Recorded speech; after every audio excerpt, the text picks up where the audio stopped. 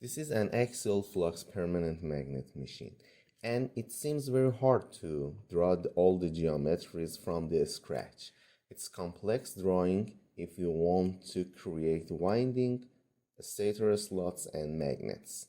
But we know that the RMxprt has a tool to create geometries like this. RMxprt is a template-based solver that helps us to create geometries and analyze analytical models.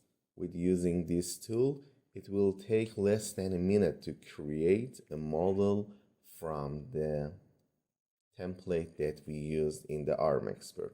You can see different levels and different steps of creating a 3D model from the template that we have used.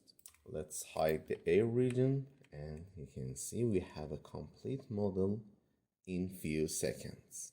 In this course, we will talk about how to use the RMxprt and which abilities and options are available, and we will talk about them one by one.